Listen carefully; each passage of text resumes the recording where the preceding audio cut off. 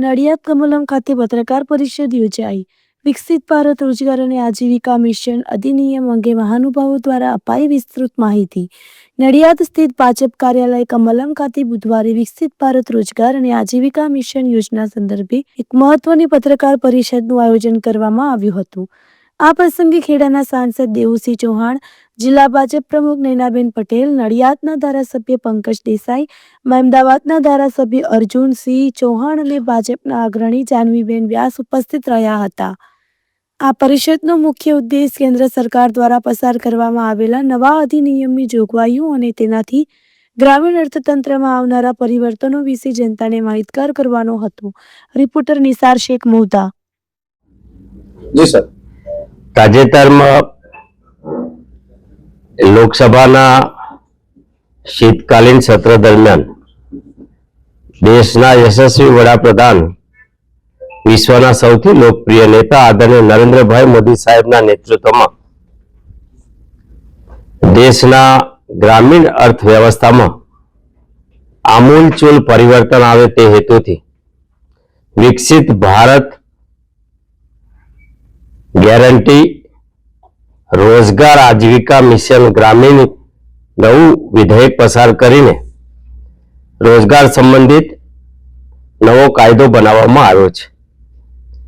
સરકાર અનેક લોક કલ્યાણકારી યોજનાઓ બનાવે છે, પરંતુ આપણે ત્યાં રોજગાર માટેની ગેરંટી આપતો કાયદો અને એ વર્તમાન સ્થિતિને ધ્યાને રાખીને દેશમાં સ્વાવલંબી અને ગ્રામોદ્ધારનું સૌથી મોટું કામ જે યોજના દ્વારા થવાનું છે, જેનો આગ્રહ દેશના આપણા સૌના આદરણીય પૂજ્ય બાપુ મહાત્મા ગાંધી પણ ઈચ્છતા હતા કે ગામડાઓ સ્વાવલંબી બને અને ગ્રામ સ્વરાજની તેઓની અવધારણામાં પણ ગામમાં બધી જ વ્યવસ્થાઓ ઊભી થાય એ હેતુસર વર્તમાન સ્થિતિને ધ્યાને રાખીને આ એક નવીન કાયદો બનાવવામાં આવ્યો છે.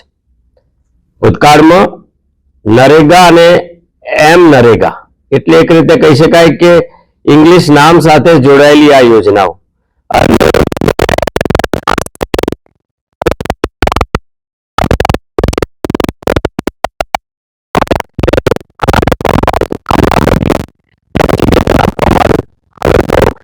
આપવાના કાયદા આવ્યા, પરંતુ હવે દેશમાં ગ્રામીણ અર્થવ્યવસ્થામાં એસેટ ક્રિએટ થાય.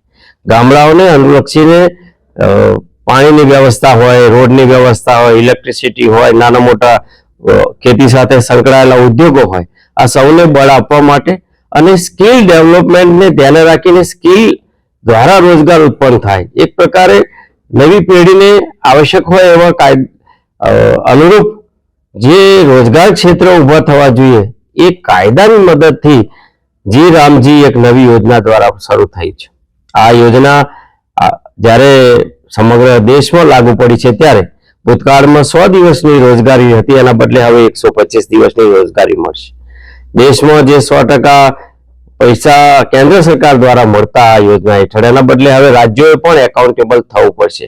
રાજ્યોએ પણ 60% કેન્દ્ર સરકારના અને 40% પોતાનો ભાગ આપીને 40% શેરિંગ રાજ્યોએ પણ કરવું પડશે.